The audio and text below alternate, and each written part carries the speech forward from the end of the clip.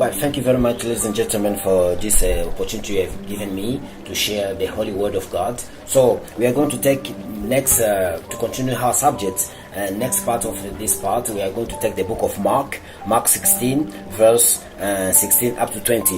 What Jesus is telling his disciple, the last commandment. So let us take this part. So let's read. Whoever believes in me, whoever believes and is baptized will be saved. So there is a condition for you, wherever you are. The first thing, you have to believe, and the second thing, you have to baptize. Really, it is something so important. If you don't believe, to be baptized by the word of God, really it is a problem. So I don't know, ladies and gentlemen, this topic, there is the condition for you in order to be saved. So the Bible says, he that believe is baptized and shall be saved.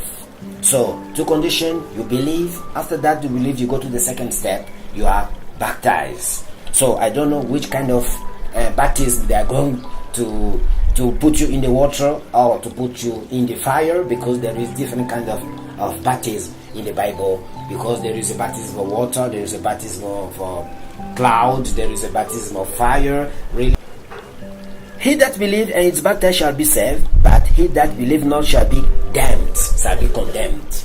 There is a condition. If you don't like to believe, you don't like to be baptized, you are going to be condemned. Ladies and gentlemen, it is a chance for you, an opportunity for you to believe the word of God.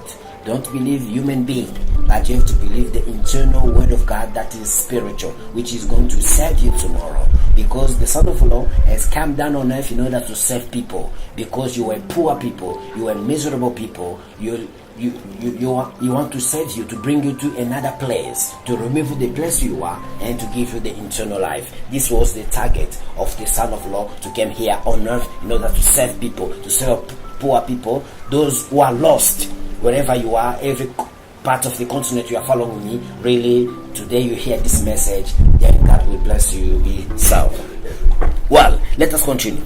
In my name shall they cast out devils. So it is a condition. After believing, you are baptized. The next step, you are saved. And now the sign starts. This is the sign for someone of God. So, do you believe? I don't know.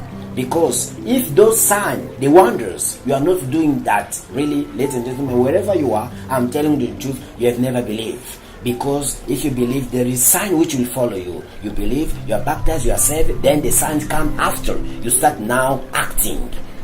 So, in my name shall they cast out devils, they shall speak with new tongue. The first thing, you must cast out devils, all evil spirits. Just when you make an action, all devils, evil spirits, they run away. So the first step, so you speak a new tongue.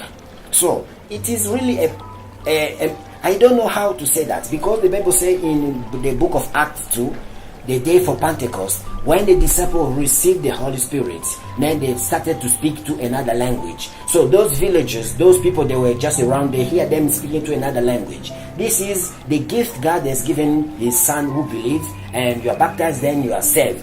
First, you cut out evil spirit. Second, you speak a new tongue. Every Christian, it is a condition, it is an obligation for you, because you have believed, because you trust in the name of the Son, you trust in the name of Lord. So don't say no.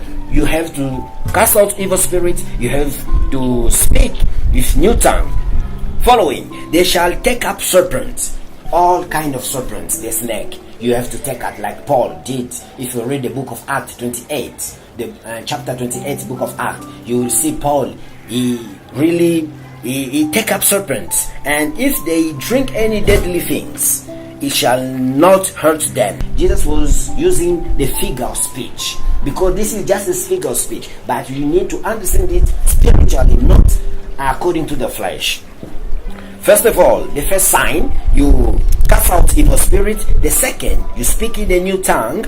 And the third, you take up serpents. And the fourth, you drink, if you drink any deadly thing, it shall never hurt you. They shall lay hands on the sick and they shall recover.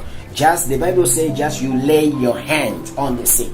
If the sick people, those people who have malaria, different kind, they come in front of you, just put your hands and they shall recover. The Bible does not say just pray, but lay your hands. If you lay your hand, then they are recover. This is the sign, the condition, the wonders they must follow any person who believes, who is baptized and is saved. Then the Son follow him. You speak in new tongue, you cast out evil spirits, you lay hands on sick people, they are recovered. You take up serpents, and even if you drink evil thing, you drink thing which is not good, it shall never hurt you. This is the condition. Let us continue. So then after the Lord had spoken unto them, he was received into heaven and sat on the right hand of God. And they went forth and preached everywhere, the disciple. The Lord worked with them and confirming the word with sign following them. Really, the Bible, this is the last commandment our Lord Jesus Christ has given to his disciple. If you believe, if you are baptized, and if you believe baptized, you are served, and the Son will follow you. They said that they were going everywhere, in every part of the world, all over the world. There were signs following them. They were touching the snakes, and different kind of miracle they did. Really, it is a condition for you if you believe. If you believe you don't see these things, it means that you have never yet believed and served, and you have to ask yourself the question, why that? So that's why I'm telling you, this is just a figure, but we need now to remove the spirit from this scripture, what I am telling you. Let us read the next book, John 14 verse 12. Very truly I tell you, whoever believes in me will do the work I have been doing. This is a condition. The Bible says, just if you believe in the name of Jesus, you are going to do the same work Jesus was doing. The same work. You know, different kind of work Jesus was doing. He walked above the water. This is one of the action. And he raised up dead person. You know, he healed many people. Really, he did many wonders. So, very truly I tell you, whoever believe in me will do the work I have been doing, and they will do even greater thing than this, because I am going to the Father. Jesus has left that one gift. This is a gift you will do because you believe and you are baptized and you are saved. The wonders now will follow you in the name of Jesus. So, really, ladies and gentlemen, God bless you. Wherever you follow me, this is one of the things. Because if you walk according to the law, you will never do this. But if you walk in the grace of law and in the truth, you follow the way. Jesus is saying, I am the way, the truth, and the life. All of us, we need to follow this way. If you follow another way, you go to enter to another door, it is your problem, your own problem. Let us read John 7 and verse 77-8. On the last greatest day of the festival, Jesus stood and said in a loud voice, let anyone who is thirsty come to me and drink. Whoever believes in me, as scripture has said, river of living water will flow from within him. Just if you believe in Jesus, according to the scripture, the river of living water will remove from your chest. Really, if you don't see those rivers removing from your chest, really ask yourself the question, am I already a disciple of God? I don't know. You ask yourself the question wherever you are. Let's read John 5:39. You study the scripture diligently because you think that in them you have eternal life. These are the very scripture that testify about me. All those scripture is just the scripture that give the testimony. It testify about the Son of God wherever you are. So that's why I'm telling you all day long. Really, people of God, you need to remove the spirit from those scripture wherever you are. So you need someone to explain you, because the scripture, the Bible, it's just a figure of speech. It's not clear. That's why I say it is closed. It is not open. So we need someone to help you to open those scripture in order to receive the eternal life. So let us read 2 Corinthians 3:6. He has made us competent as minister of a new covenant. He has made us competent as a minister of a new covenant, not of the letter, but of the Spirit. For the letter kills, but the Spirit gives lives. So the letter kills. That's why I told you before that the scripture, it will never ever give you life, but the Spirit gives you life. If you see even in the book of John 6:63, what Jesus is saying here, the Spirit gives lives, the flesh counts for nothing. The word I have spoken to you are spirit and they are life. That's why really you need to be focused. Fix your eye to the thing which is spiritual. Do not fix your eyes to the thing which is in the physical, because the physical thing, it is just temporary, it is a shadow, it is just a copy. We need to go to the reality of things in order to receive the eternal life. Let us read the last and the two before last verse, and Romans 7:6. But now by dying to what once bound us, we have been released from the law, so that we serve in the way of the Spirit. We are released from the law. Now we serve in the new way of the Spirit, not in the old way of the written code. So we need to stop to work according to the written code, according to the scripture. We need to move from the law and we go to the thing which is spiritual, and we'll be blessed, all of us. And one day we sit near the Son of God, because the Bible says he went to heaven to prepare the rooms. Each person will have his own room, and the place he is, then his disciple, the really disciple, a specific disciple, will be near him. This is a gift.